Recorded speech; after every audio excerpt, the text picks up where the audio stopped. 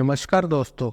निवेश की दुनिया में हमारे लिए यह जानना बहुत ज़रूरी है कि हमें अपने निवेश पर कितना रिटर्न मिल रहा है, क्योंकि अगर हमें यह ही नहीं पता लगेगा कि हमें अपने निवेश पर कितना रिटर्न मिला है या कितना रिटर्न मिलेगा, तो हम अपने लिए सही निवेश नहीं चुन पाएंगे।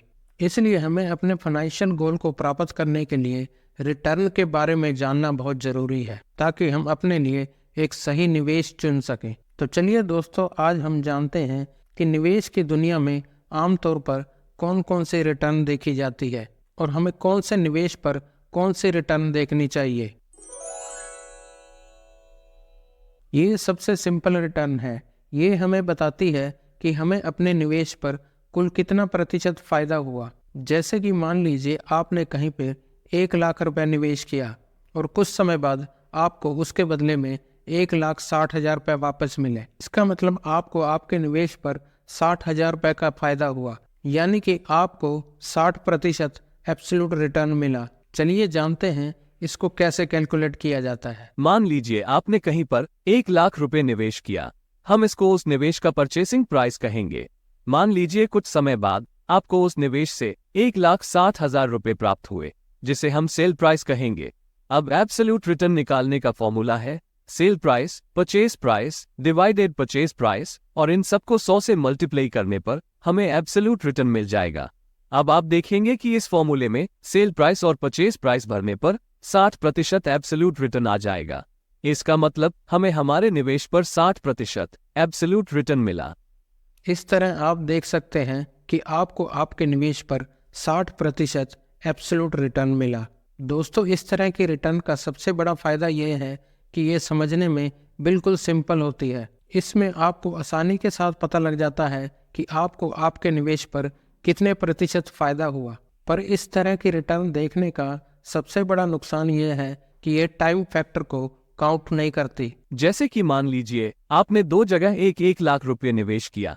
पहले वाले निवेश पर आपको 1 लाख रुपए के बदले 5 साल के बाद 1,60,000 रुपए प्राप्त हुआ, और दूसरे निवेश में आपको 3 साल बाद 1,60,000 रुपए वापस मिला। अब दोनों ही निवेश पर आपको 60% एब्सोल्यूट रिटर्न मिला। इस तरह आप देख सकते हैं आपको आपके दोनों ही निवेश पर एक जैसा एब्सोल्यूट रिटर्न मिला, पर पहले वाले निवेश में आपको यह रिटर्न 5 साल के बाद मिला और दूसरे वाले निवेश में आपको यही रिटर्न 3 साल में मिला। इसलिए एब्सोल्यूट रिटर्न आपको आपके निवेश की रिटर्न के बारे में एक क्लियर पिक्चर नहीं देता। यह आपको यह तो बताता है कि आपको कितना प्रतिशत रिटर्न मिला, पर यह आपको यह नहीं बताता कि यह रिटर्न आपको कितने समय में मिला। एब्सोल्यूट रिटर्न उस जगह देखना सही रहता है जहां पे अलग अलग निवेश का समय एक जैसा हो। CAGR रिटर्न निवेश की दुनिया में सबसे ज्यादा इस्तेमाल किए जाने वाला रिटर्न है। इसमें आपके निवेश पर रिटर्न को देखते समय टाइम फैक्टर को भी काउंट किया जाता है। आइए जानते हैं इसको कैसे कैलकुलेट किया जाता है। CAGR रिटर्न जानने के लिए आपको निवेश का परचेज प्राइस, निवेश का सेल प्राइस और आपने कितने समय के लिए निवेश किया, इन सभी को आपको इस दिए हुए फॉर्मूले में भरने पर आपको आपके निवेश का CAGR रिटर्न पता लग जाएगा। CAGR रिटर्न हमें ये बताता है कि हमें हमारे निवेश पर हर साल कितना प्रतिशत एवरेज रिटर्न मिला। आइए हम अपने पिछले वाले उदाहरण को लेते हुए जानने की कोशिश करते हैं कि हमें अपने दो अलग अलग निवेश पर कितना कितना CAGR रिटर्न मिला। मान लीजिए आपने दो अलग अलग जगह पर 1 लाख रुपया निवेश किया। पहले निवेश में आपको 3 साल के बाद 1,60,000 रुपये वापस मिला, और दूसरे वाले निवेश में आपको 5 साल के बाद 1,60,000 रुपये वापस मिला। अब आप देख सकते हैं कि पहले वाले निवेश पर लगभग 17% CAGR रिटर्न मिला और दूसरे वाले निवेश पर लगभग 10% CAGR रिटर्न मिला। इस तरह आप देख सकते हैं कि हमें अपने पहले वाले निवेश पर लगभग 17% का CAGR रिटर्न मिला और दूसरे वाले निवेश पर हमें लगभग 10% का CAGR रिटर्न मिला। इस तरह हम देख सकते हैं कि हमें पहले वाले निवेश पर ज़्यादा अच्छा रिटर्न मिला। इस तरह CAGR रिटर्न आपको आपके निवेश के बारे में एक क्लियर पिक्चर दिखाता है, जिससे आप अलग अलग निवेश के रिटर्न को कंपेयर करते हुए अपने लिए एक सही निवेश चुन सकते हैं। दोस्तों, CAGR रिटर्न उस तरह के निवेश में तो सही है जहाँ पे आपको एक बार में ही लमसम निवेश करना हो, पर जहां पर आपको बार बार निवेश करना हो, जैसे कि SIP में, जहां पे आपको हर महीने थोड़ा थोड़ा निवेश करना होता है, वहां पर CAGR रिटर्न आपको एक क्लियर पिक्चर नहीं दिखाता है, क्योंकि वहां पर आप समय के साथ थोड़ा थोड़ा निवेश करते हैं और बीच बीच में अपने निवेश में से पैसा निकालते भी हैं। तो चलिए जानते हैं उस तरह के निवेश में हमें कौन सा रिटर्न देखना सही रहेगा।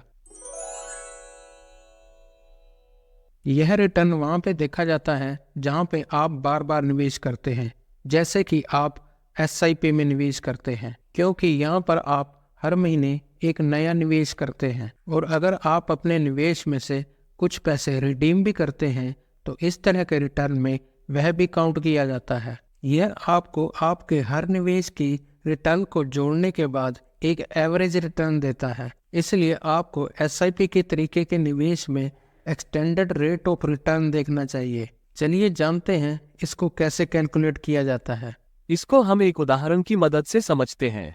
मान लीजिए आपने किसी म्यूचुअल फंड में 5,000 रुपये महीना SIP के द्वारा निवेश करना शुरू किया। इसके लिए आपने हर महीने की एक तारीख को निवेश करने का फैसला किया। पहले महीने, दूसरे महीने, तीसरे महीने आपने 5,000 रुपये निवेश किया। फिर तीसरे महीने आपके पास कहीं से 10,000 रुपये आया जो आपने इस म्यूचुअल फंड में निवेश कर दिया। फिर आप लगातार हर महीने 5,000 रुपये निवेश करते रहे। फिर 9वें महीने में आपको कुछ पैसों की जरूरत पड़ी और आपने 20,000 रुपये रिडीम कर लिए। फिर आप लगातार 5,000 रुपये हर महीने निवेश करते रहे। अब 1 साल के बाद आपके निवेश की कीमत 55,000 रुपये हो गई। चलिए अब जानते हैं आपको आपके निवेश पर 1 साल में कितना रिटर्न मिला। हमें XIRR रिटर्न कैलकुलेट करने के लिए एक्सेल शीट की जरूरत पड़ेगी। एक्सेल शीट में हम इस फॉर्मूले की मदद से XIRR रिटर्न कैलकुलेट करेंगे। इस फॉर्मूले में वैल्यू की जगह उन सभी ट्रांजैक्शन की वैल्यू सीरियल वाइज भरेंगे जो हमने निवेश के दौरान की है, और डेट्स की जगह उन सभी डेट्स को सीरियल वाइज लिखेंगे जिन डेट्स को हमने ट्रांजैक्शंस की है। चलिए अब हम अपने उदाहरण को लेते हुए XIRR रिटर्न कैलकुलेट करते हैं और देखते हैं कि हमें कितना XIRR रिटर्न मिला। मैंने उन सभी ट्रांजैक्शन की डेट्स और वैल्यू को सीरियल वाइज एक्सेल शीट में भर दिया है। आपको ट्रांजैक्शन की वैल्यू भरते समय ये ध्यान रखना है कि जो पैसा आप निवेश करते हैं उस ट्रांजैक्शन को माइनस में लिखना है और जो पैसा आप रिडीम करते हैं उस ट्रांजैक्शन को प्लस में लिखना है। अब हम अपने XIRR रिटर्न के फॉर्मूले में वैल्यू की जगह सभी ट्रांजैक्शन की वैल्यू को कॉपी करके भर देंगे और डेट्स की जगह सभी ट्रांजैक्शन की डेट को कॉपी करके भर देंगे। आप देखेंगे कि इस तरह हमें हमारे निवेश का XIRR रिटर्न मिल जाएगा।